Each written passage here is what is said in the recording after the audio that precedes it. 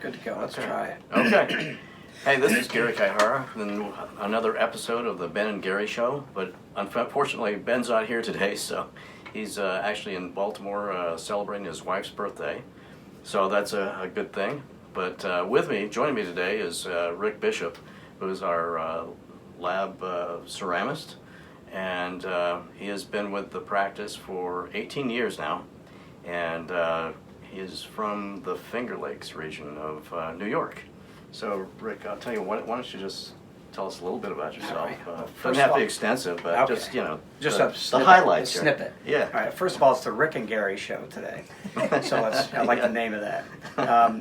I have been here 18 years. I've been in the business, I hate to say, even 40 years. I started out in a commercial laboratory, which is totally different from this environment. I'm very, very fortunate to be in this environment because I get to see the patients, and that's huge to me. And I just, I couldn't ask for anything better to be working with the patients and with you guys. So. Well, it's been a pleasure to have him Good. here. Thank you. He's very talented, very artistic, and he actually makes us look good. So today we wanted to talk about artistry in the dental field, and part of that is having our ceramist and lab support right here in the office. And for me, I feel like I'm very privileged and blessed to be able to have this kind of talent right in our office. So when we talk about artistry, it involves a lot of different facets. Part of it is the patient with their desires and what they have in their vision as far as what they would like to see as the end product. And so when we start a case, we always look at the patient's smile, of course, and part of that is looking at where the teeth are positioned, if there's any malalignments as far as if their teeth are crooked or crowded, also any teeth that are rotated. And the other part of it is looking at where their lips are positioned relative to their teeth. So a lot of that just goes into how we treatment plan. But the other part is when we have Rick come in and actually meet the patient. And that's just the beginning of the process. From there we can work through and determine what the patient wants and how we can deliver that type of excellence as far as the end product of the crowns or veneers, whatever that may be. So when we start a case, we'll talk to the patient for a bit, but we also will have Rick come in to meet the patient. And Rick is a very social guy, so he likes to speak with the patient. And Rick, why don't you tell... I like to talk, is that what you're saying? Yeah, well, he likes to talk a lot. But no, seriously though, he's great with patients and makes them feel very comfortable. So some of the things that you like to find out, Rick, Yeah, I mean, it is a tremendous advantage for the patient to meet with the actual person that's actually going to make their prosthesis. I mean, it's huge. It's a huge difference. When I go in with the team, I'll talk to the patient. While I'm talking to the patient, I'll actually look at their teeth, which we all do. Right. Even walking down the street, that's what we do. But I get a feel for what they want, what their needs are, and I can see, knowing what the treatment plan is before I go in, I kind of look and say, I'm thinking to myself while they're talking, I do this a little different or that a little different. Mm-hmm. And when we talk, and then I'll actually get the patient involved. Mm-hmm. So the patient actually becomes part of the team also. Right. What are your expectations? What do you want in the end? What don't you like? What do you like? All these questions that I can ask the patient really sets the foundation for what we're going to do, whether it's a single tooth or a full rehab. It's really key, I think. All right, and I think it also brings the personal side or the personal touch to what we do in our practice.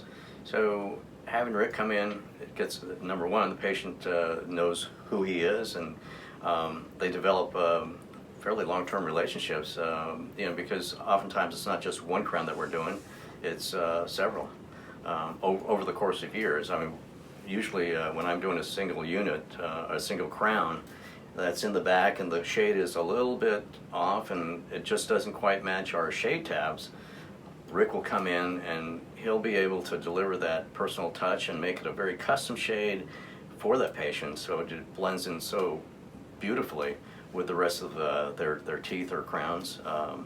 So that's part of the advantage, and that's part of what Rick's talking about.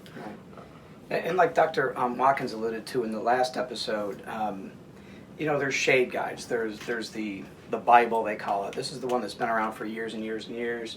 And then there's other shade guides that have, so you can see the array of different shades that you can use. But again, these are guides. These are not teeth. Doing a single central is probably the hardest thing in dentistry to do. So it's the focal point. It's the first thing you see in a patient's mouth, and you're putting next to a real tooth. If an assistant can take a shade in a XYZ office, and it's an A2, and write A2 on the prescription. Well, it's not really an A2. There's more to it. There's characterizations. There's surface texture. There's chroma, hue, without getting too technical, the degree of brightness or grayness, the amount of translucency. That's something you cannot convey over a written prescription. You just can't. And you can try, and you give all the information and photos you want, but it's just different, that one-on-one. Again, the person that's making that tooth, I make lots of notes, I make some drawings. This is something that's standard in this office. I can make a quick sketch on where translucent areas are, where check lines are, surface texture, any characterizations. I do a quick sketch like this, and then the doctors are always great at taking excellent photos that they can email me, and while I'm working on the tooth, I can pull those up. So all this information is just key to making excellent restoration. Yeah. So. Yeah. So I'm going to ask Rick a question here, because oftentimes we will take a shade, and when the crown comes back, it'll have all these different characterizations that he does to our crowns to make them look like a tooth. And I've always wondered, but he's never seen the patient. That's the other part of the conversation here. But he'll know that certain things just have to be in place there to make it look so natural. And how did you do that? So now you're going to make me say I've been in this business 40 years. And through that experience, there's certain, the big advantage for a ceramist, that's why I'm very fortunate. I get to see crowns in the mouth. Mm-hmm. I get to see patients. Whether they're anterior or posterior. Yeah.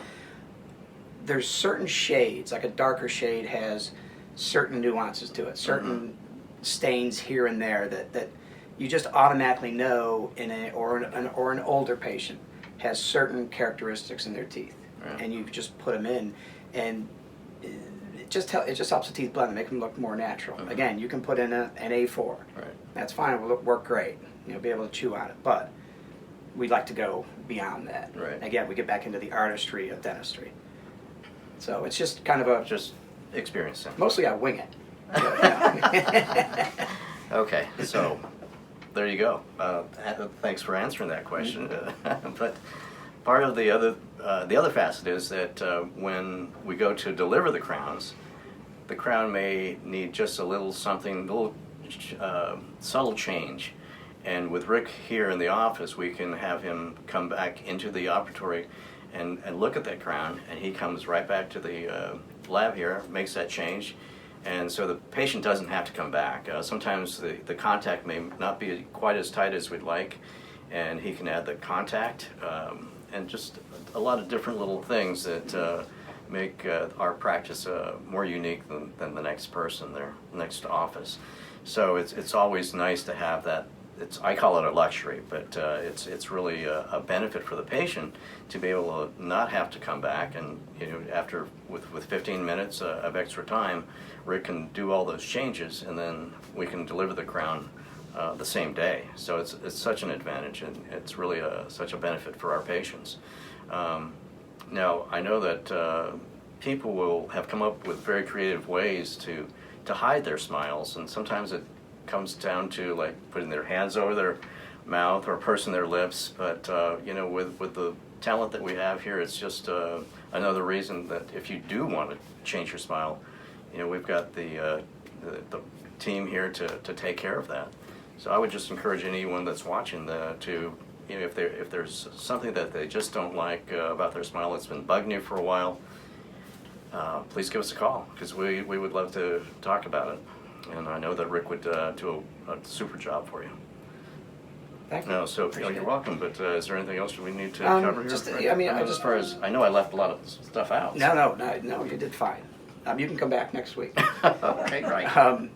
Just when you alluded to, people hiding their smiles, there is no better gratification, I think, from anybody in this office, not just us two, Yeah. to deliver a case and have the patient, some actually get emotional. And that makes me emotional, and we all kind of look at the ceiling a little bit. But when they say that now I can smile, that to me, Oh yeah, that's that makes my day. that's Makes true. more than my day. But Yeah. and then a comment that one of your patients made just last week, he was sitting there and we delivered a single central, and he said it's great to be in the company of artists, and that floored me. Oh yeah, that was made my great. day. Yeah. That was very So- kind of him, and it's always gratifying to be able to deliver a product that people will be happy with, and it'll last for years. And so it brings a very warm, fuzzy feeling to all of us here. Yeah. So I think all I what's that? That's all I had. So I think Thank you for asking me yeah. to do this today, by the way. Oh, you're welcome. So I think that kind of wraps up what we have as far as the Ben and Gary and Rick show, or Rick, Ben, and Gary show. Yeah. But please send us your questions if you have any. We'd love to answer them, and maybe we can talk about it on the show. So have a great weekend, and thanks a lot for listening. Thank you. Okay. Great. Wonderful.